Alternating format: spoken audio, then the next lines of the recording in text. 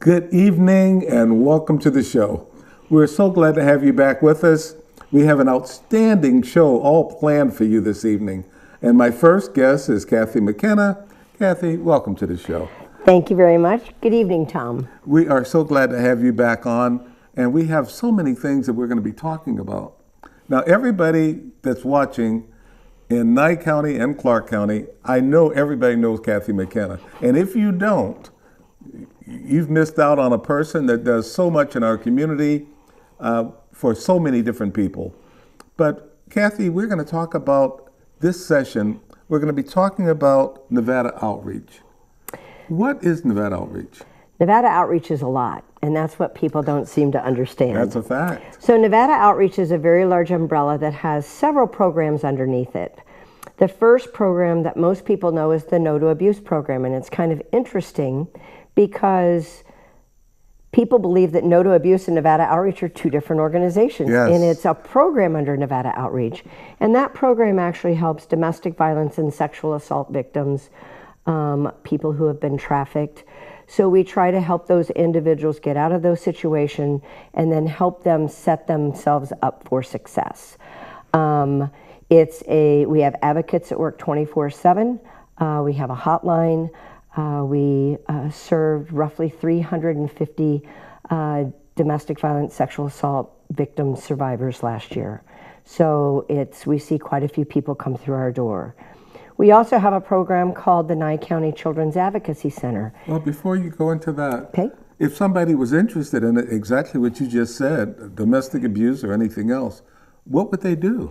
The first thing they can do is there'll be a number on the screen here in a little while. Okay. Call that number. That number is access to our office during the day, and at night it is a 24/7 hotline. Oh, great. It will tell them to push 1, and they will be directed to an advocate who will help them right then.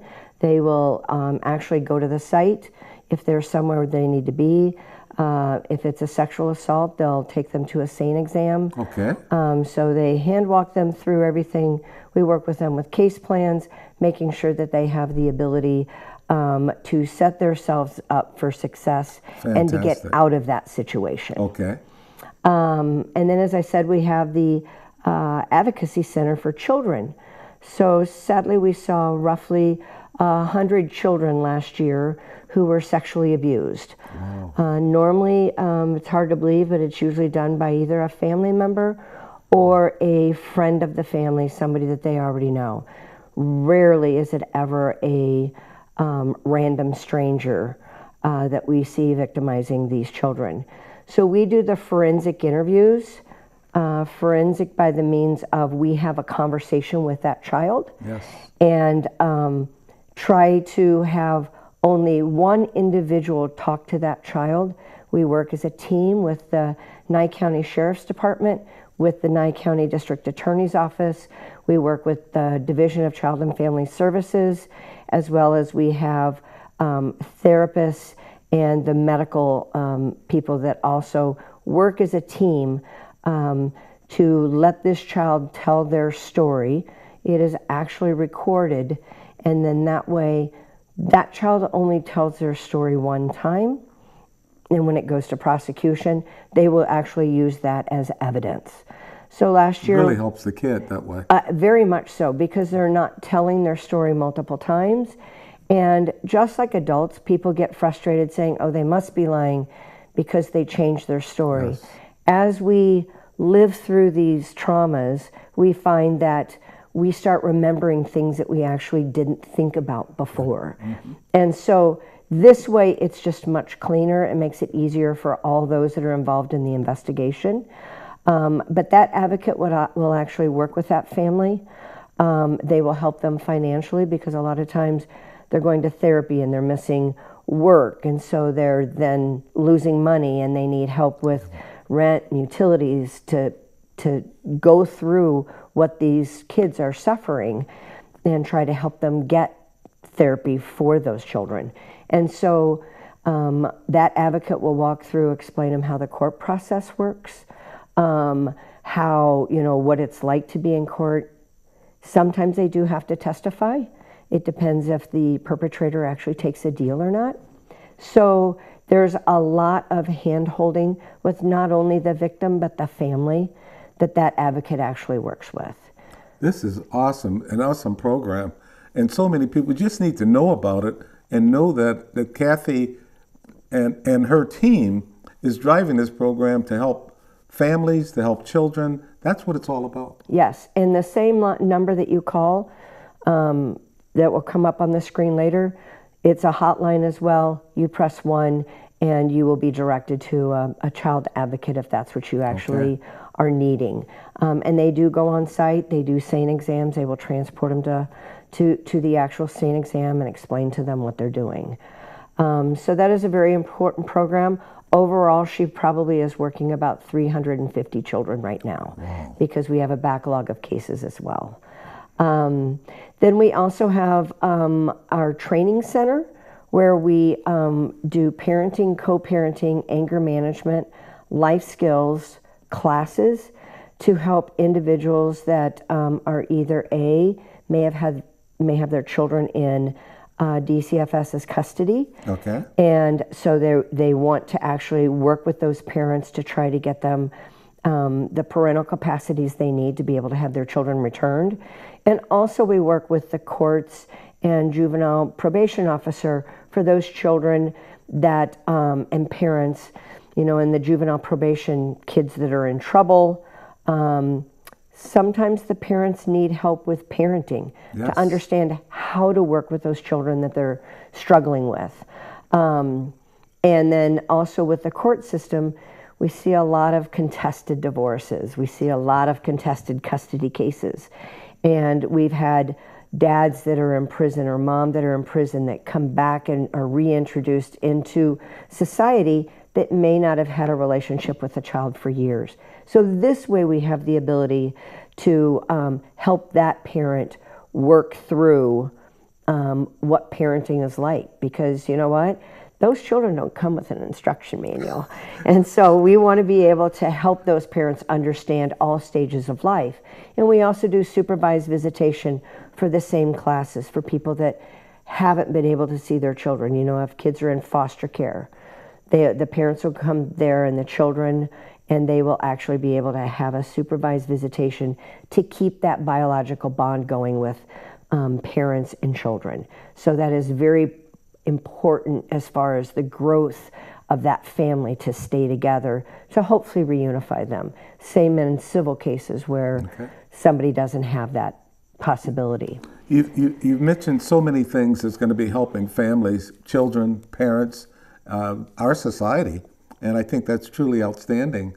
But Nevada Outreach is just so much more. Absolutely. So our Family Resource Center helps across the board. As you very well know, Tom, being a veteran, we work very closely with veterans. Yes. We work very closely with the Veterans Finance Committee to help get us funding to help those veterans that are struggling so that they can have a sustainable life.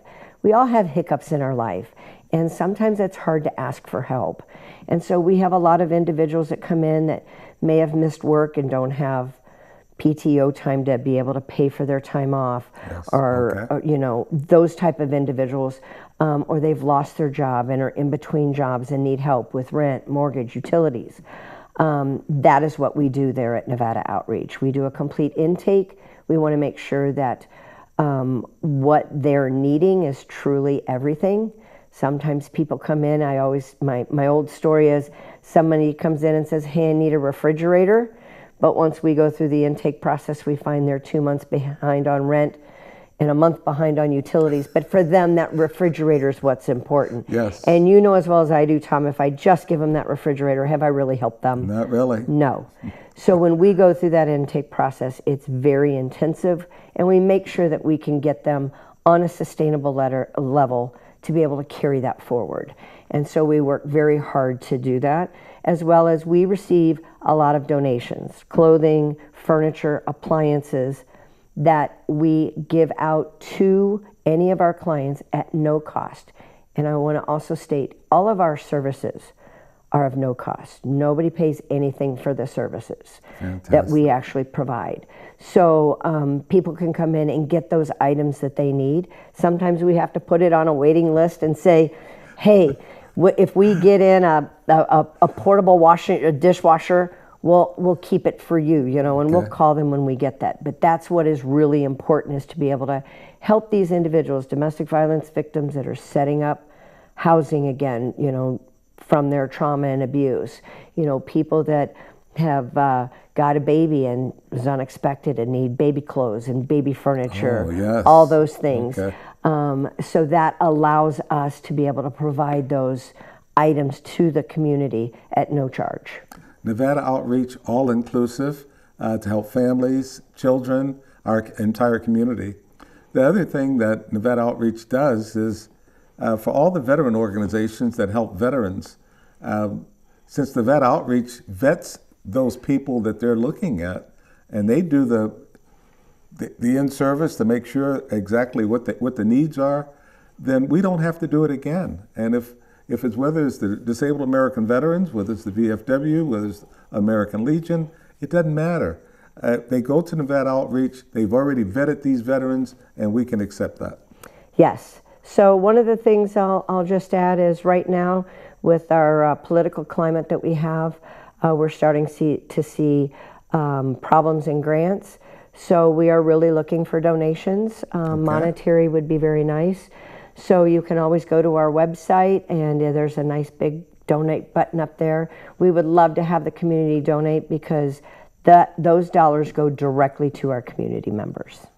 We need that. Now, you've heard everything that Kathy has said. They need help. They want you to participate as well. You're helping our entire community when you donate.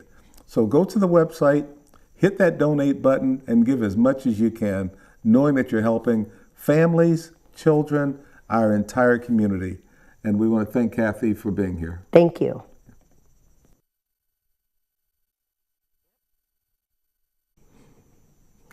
Welcome back. We're glad to have you back with us. I still have Kathy McKenna, but she's now putting on a different hat. And we're going to be talking about ACORN. And what is ACORN? I know that's the question everybody is asking, but Kathy's going to explain to you exactly what ACORN is all about. Absolutely, Tom. So ACORN is Advocates for Children of Rural Nevada. And a lot of people might know us as Pioneer Territory CASA. Yes. And it's the same organization, we just had a name change. and a lot of people get confused because they're so used to hearing the word CASA. Yes. But we do the exact same thing. And it all boils down to, we provide training to volunteers to be advocates for foster kids that are in the court system. So when children are removed from their home from the Division of Child and Family Services and they go into foster care, that starts a whole legal proceeding. The parents end up getting attorneys. The child actually even gets an attorney. But the attorney is actually looking legally at what he can do for that child, where the advocate is for the best interest. So the attorney has to, so a child could actually be beaten, removed from the home, and that child will still want to go home, Tom. Mm-hmm. Children love their parents regardless when they are abused. They still love their parents.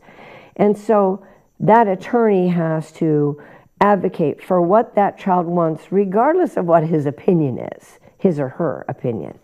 Where we develop that relationship with that child. So our volunteers, once they go through about 32 to 40 hours of training, will be assigned a case, and you're actually, you work directly for the court. So the judge actually swears you in, and that volunteer is then assigned a child or a set of siblings to represent. Just like the parents are assigned an attorney, the judge will actually assign an advocate for those children. And then we visit, it's a requirement that we visit the child at minimum of an hour a month. Okay. So that's hands-on, see the child. It was a little different in COVID. We did a lot of FaceTiming.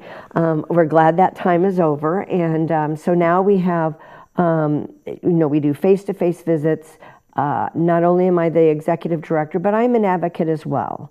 Okay. I was an advocate prior to taking the job, and it's very near and dear to my heart. So the young lady that I've had sadly has been in the system for 5 years, which legally they want us to be done with a case in 15 months.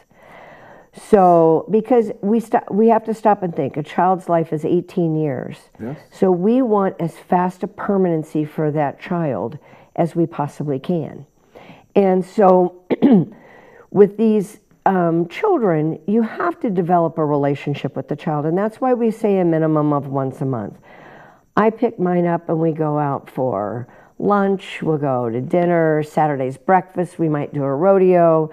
We go pick up bikes and go bike riding. I mean, we've done a lot of stuff together. And that's what you want, because we want that volunteer to develop that relationship with the child so we can figure out what does that child want long term. Right. Now, my child was abused, and in the beginning she wanted to go home to mom. She was 9 years old, and all I want is to go home with mom. Will you tell the judge that? Yes, I did. But I added in, but Your Honor, even though this child wants to go home, it is not in her best interest. Absolutely. And mom did go to prison, and she's still in prison.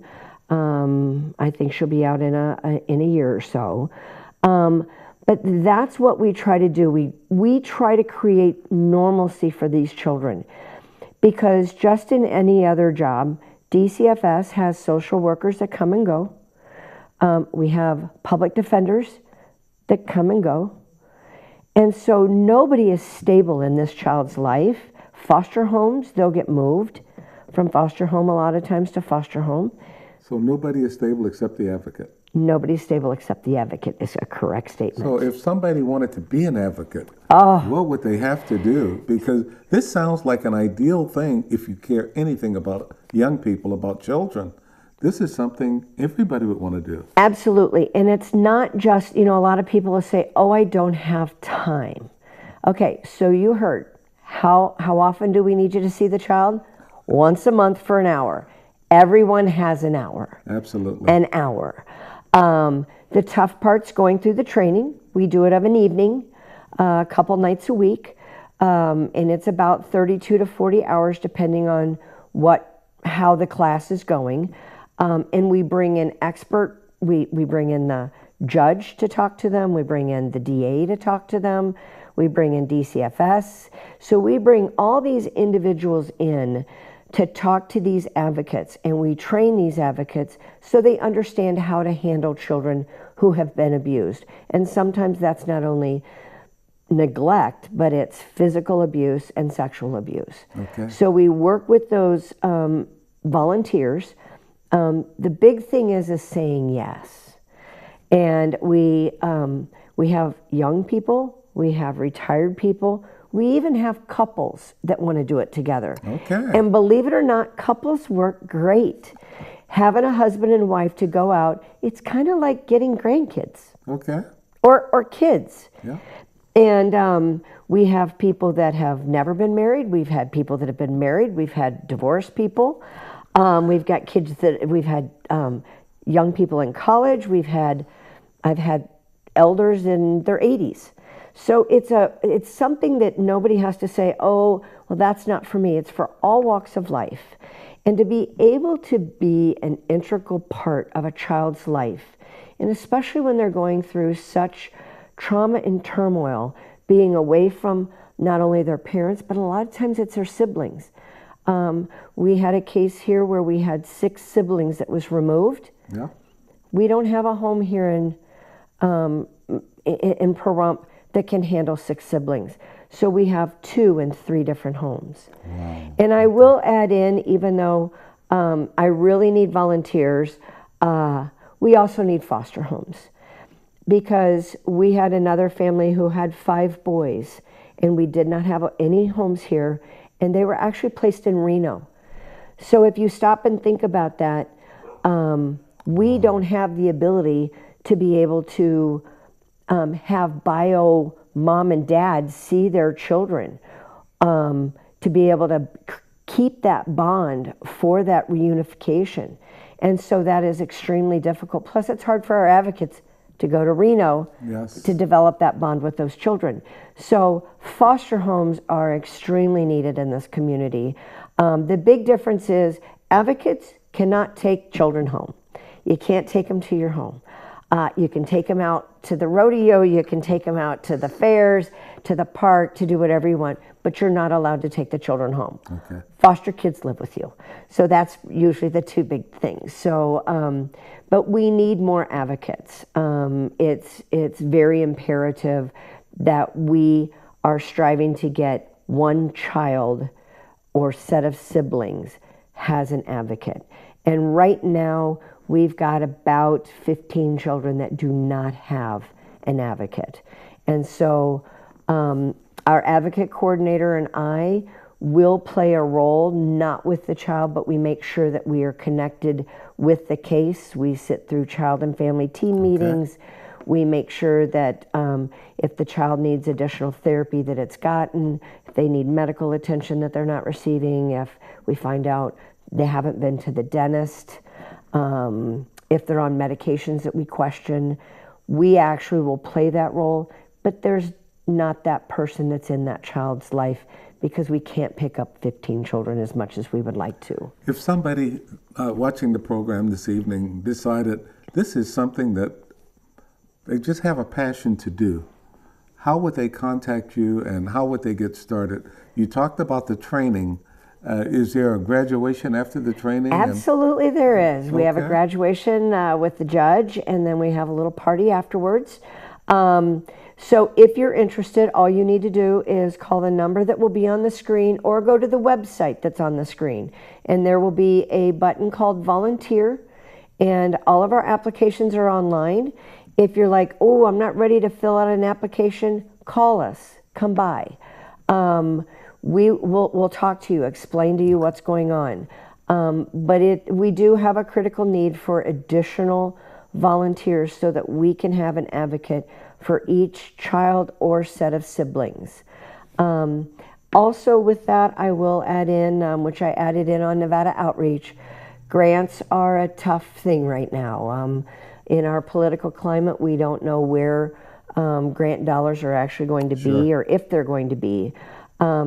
We do have 2 fundraisers every year. We have the Crab Fest that's in February that our district attorney hosts. Yes. And we have a luau in September. And we have a wonderful team that comes out of Las Vegas, both adults and the children, Keiki, that put on a beautiful performance for us. And we have wonderful Hawaiian food. At both events, we have raffles and auctions that help support our organization, and that's what it's for. Or if you just don't get a chance to get out of the house, please go to our website.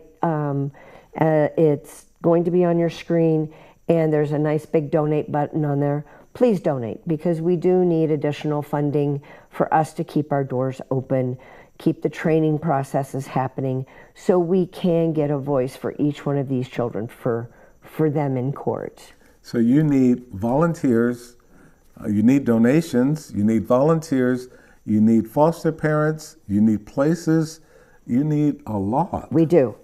And realize this is just Nye and Esmeralda counties. Okay. The 5th Judicial Court does do both of those. So we don't see many in Esmeralda. It's pretty rare. We do have a couple in Tonopah, but it's primarily here in Pahrump. We really need people here in Pahrump. Okay. You've heard all of this. You've listened to Kathy. You know what to do. Follow up on the website. Follow up on the phone numbers. Come out and volunteer.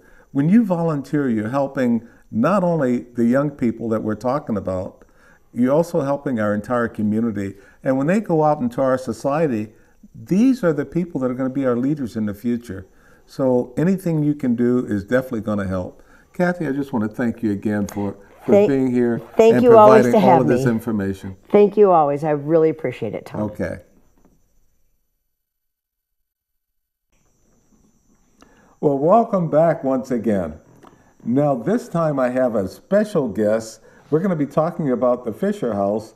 And of course, to do that, we have to talk to the manager, who is Stephanie Joe Wheeler. Stephanie, again, I'm so glad to have you here. Thank you. Thank you for having me. I appreciate it so much. The people that are watching now, they want to know, what is the Fisher House? What is it all about? And why are we talking about it? Well, the Fisher House is temporary lodging for the military family. And this all started in 1989 with one house. Oh, okay. One house with 8 rooms attached to Walter Reed in Bethesda, Maryland. And Okay. now we have grown, and we are getting ready to open our 100th house. That's great. Yes, and it will be in North Chicago, attached to the James A. Lovell Federal Hospital. Okay. Our house was house number 69, and so we're just really proud. We are the only Fisher House in our state, and that's the one there in North Las Vegas, attached to VA Southern Nevada healthcare system there. You mentioned earlier that it's for the family. You know, when we think about Fisher House, we think about the veterans, and that's our focus. But you say it's for the family.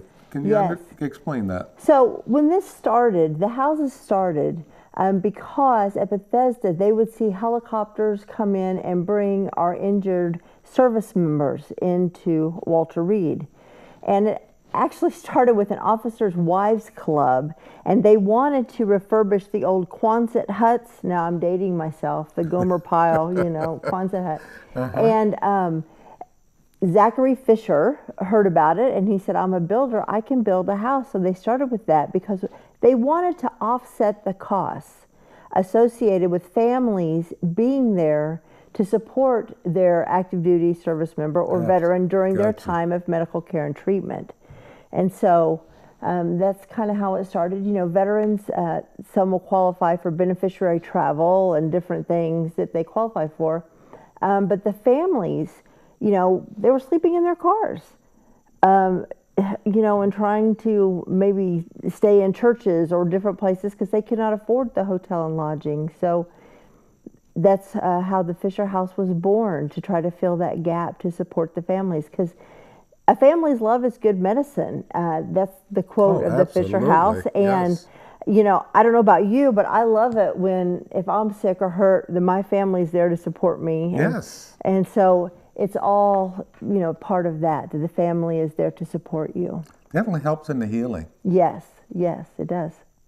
When we talk about the Fisher House and the families, as Stephanie has already mentioned, you have the veterans or the service members. They're receiving medical care. The families that are coming to join them, to help them, to assist them, they have no place to stay. That's not going to be, overwhelming. They made the travel. They're there for the service member or the veteran, and Fisher House comes out of nowhere to say, we want to provide something for the families of these service members. And we say service member, and our house is very unique, that we are attached to VA Southern Nevada. So we support our veteran families, but we also support those active duty families assigned to Nellis Air Force Base and Creech Air Force Base. So we will allow those families to lodge, to be there to support the active duty service member in addition to that veteran family. So when the families come in, and I'll use this guy named Tom Waters as an example.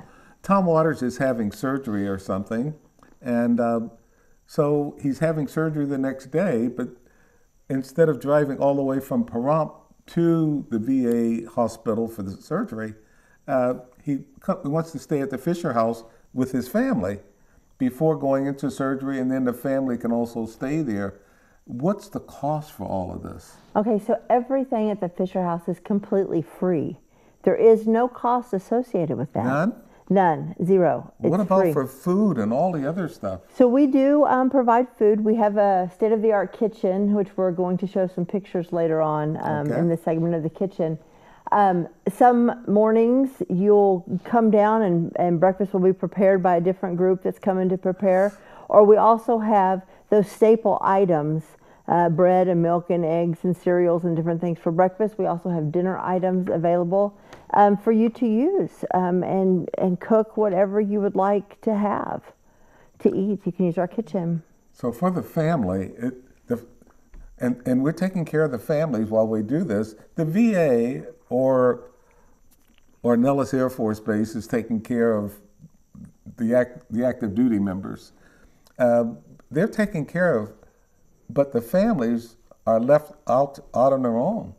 And so they go to the Fisher House, and the Fisher House take care of them like royalty. And we do. We try. That's amazing. You think about it, the cost associated has already been paid by their veteran when he or she signed up to active duty. I like and the that. things that they have done. So the cost of that has already been paid in the service that veteran has provided.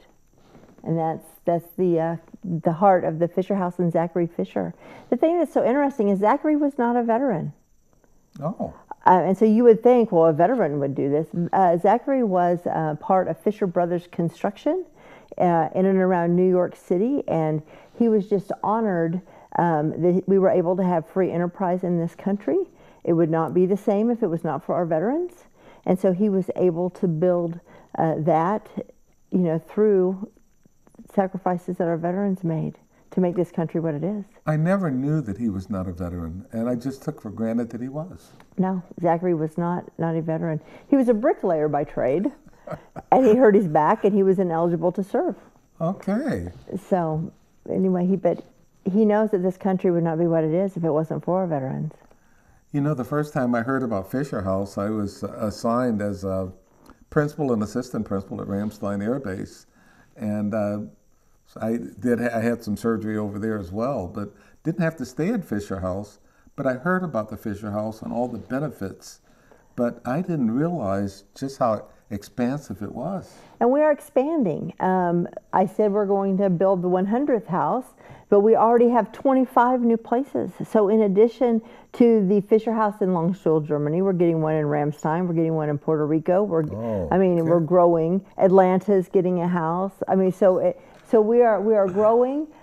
Zachary Fisher at the last West Point graduation that he spoke, he said wherever there is a military family, there will be Fisher House. So that is his goal. Ken Fisher is the grandson of one of the Fisher brothers, and it's his goal to have a Fisher House wherever there's a military family that would need one. You can't ask for better than that when you have someone that's going out of their way to make sure veterans, active duty, and their families are taken care of. We always take care of the war fighters. We take care of them. But sometimes we forget the families. And without the Fisher House, they'd be forgotten completely. That is correct. That is correct. And I know another part. So Fisher House is bigger than just the houses. They have something called Hero Miles.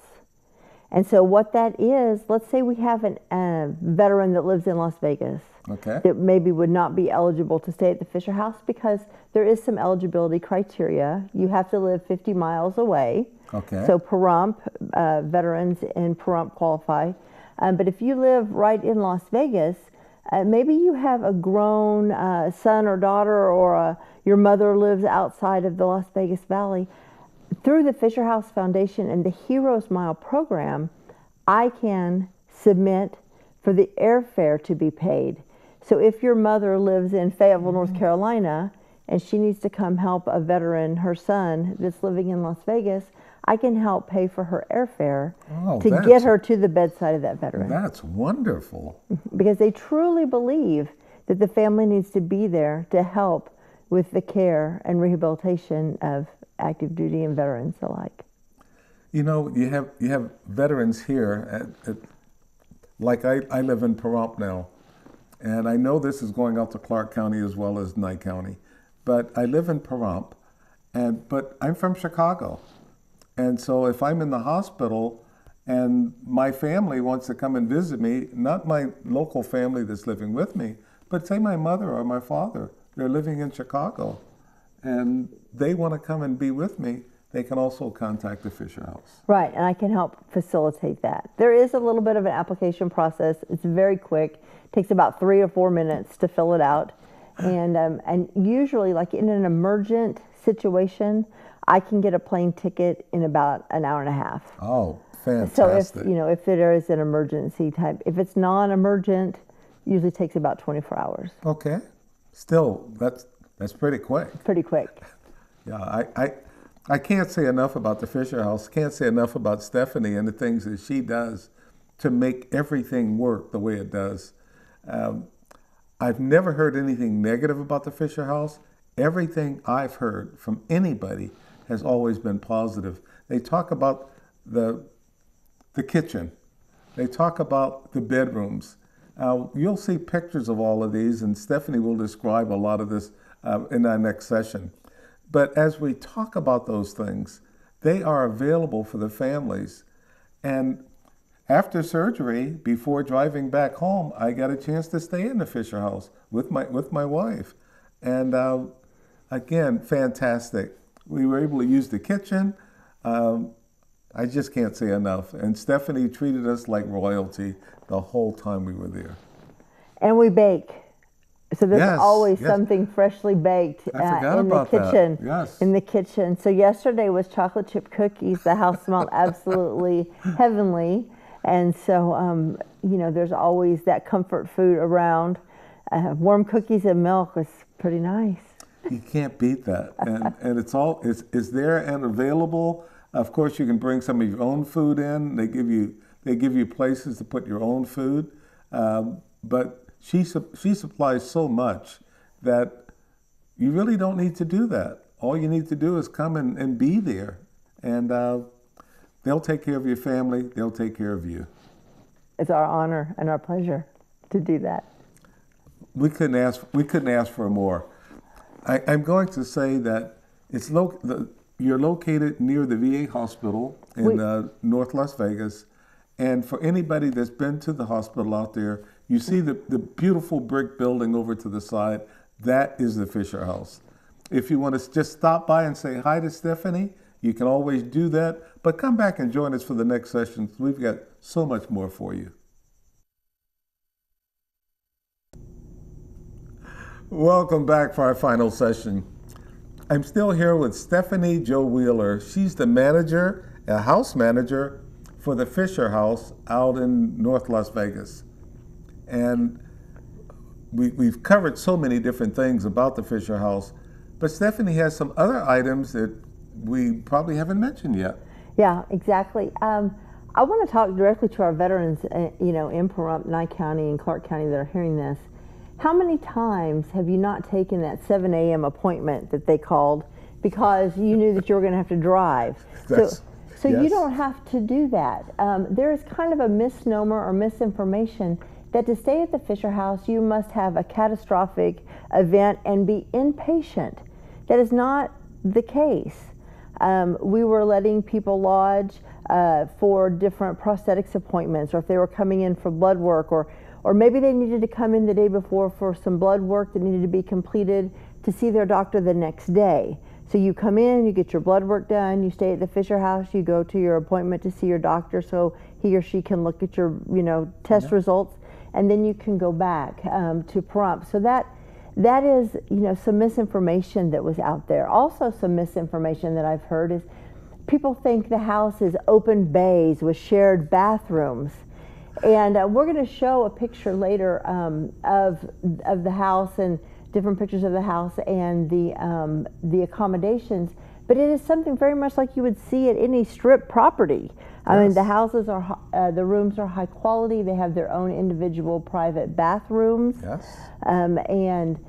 So it's very, very nice accommodations. And so I just wanted to let people know that you don't have to share a bathroom with anybody, except the person that's staying. Oh, there's a picture of one of our guest suites. That one has two full-size beds. We have two different styles, actually. We have this one, and then we also have that I did not bring a picture of one bed that we have in a room, and that's dependent upon what the family wants or needs. They would make a request, we need one bed or we need two beds. Sometimes someone may be in for an operation, say they're getting a hip replacement, You know, and maybe the 2 beds would be better to support their individual Okay. circumstance. Or maybe someone has a CPAP and they would rather have two beds. We've heard that too. So Okay. we do try to accommodate that. So we have different styles of rooms to meet the needs of the military family. I like the fact that instead of driving over first thing in the morning for a 7 o'clock appointment, mean you have to leave Pahrump about 5 o'clock in the morning. Instead, go over the night before, stay at the Fisher House, and you can have that early morning appointment, and then get back home in plenty of time in the afternoon. Take your spouse for a date night. Yes, okay.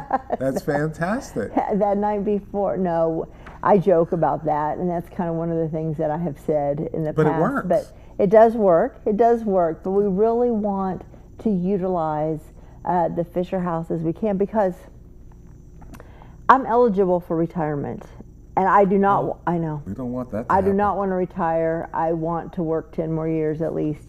But one of the things that I want to do to leave to the veterans of Southern Nevada is a second Fisher House. Great, okay. So Fisher House Foundation has come out and they said, yes, we will put a second Fisher House to serve military families in Southern Nevada, but we have to fill the one up that we have. Yes. So I also hear veterans say, oh, I don't want to stay there. We'll drive back and forth. We may be tired, but we don't want to take that away from somebody else. So I want to say that the Fisher House is never really full. We have 16 rooms. We do have 16 rooms, but the Fisher House Foundation is willing to pay for hotel rooms in the community. So don't think you're going to take lodging by utilizing this service. You would be taking lodging from maybe a different family that may need it more. And I've heard that from veterans, because as we know, veterans are very giving and caring, and they try to help everybody out. And if they feel that they don't need it maybe quite as much, they'll just go ahead and drive back. But I don't want you to do that. You may be tired. The veteran may be tired from his appointments or the testing that they've had or the procedure that they've had. And maybe it's better to just rest. Maybe you can't see as well after dark. I'm having that problem right now.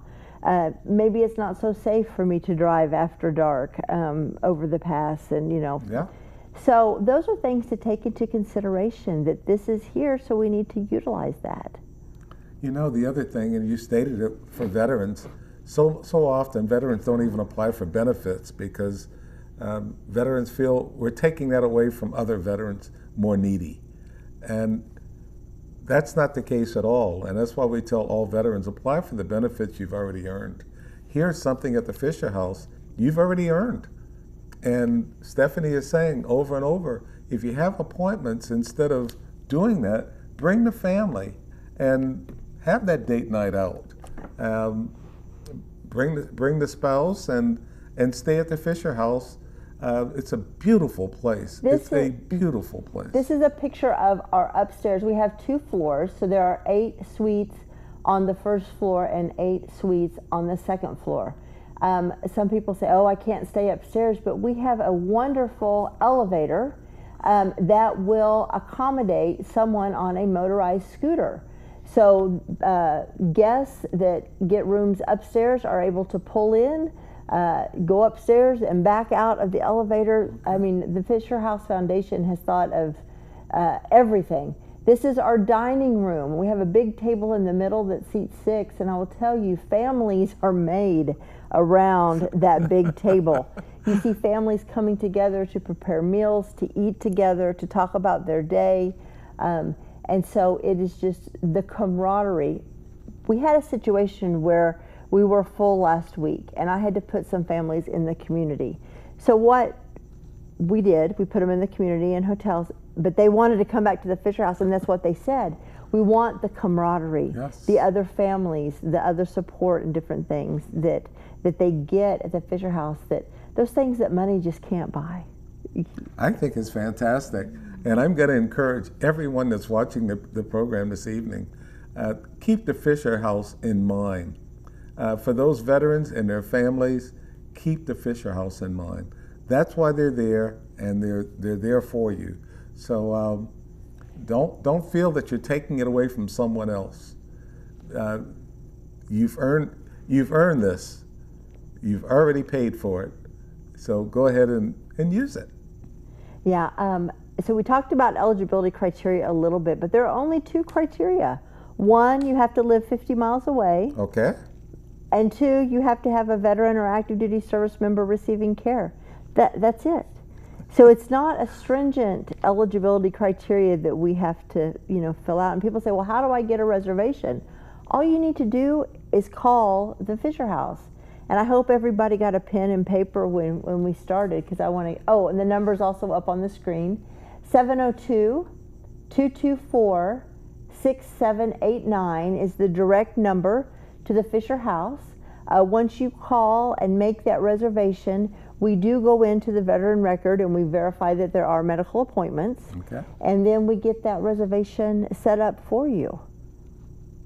Can't beat that. And if you have to call the hospital direct, you can use the hospital number and that extension that was there. Right, and that extension that was given, so you can do either way. And I'll tell you, yesterday, these are some of the things that go on. We are so fortunate in the Las Vegas Valley to get support from our community.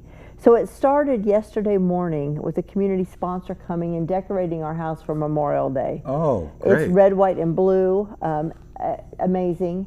And then in the afternoon, we had the Vegas Nighthawks.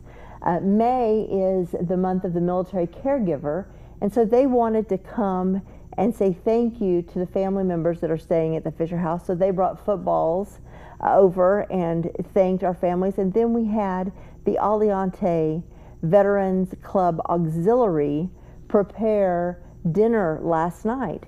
So there are activities for your family to participate in at the Fisher House.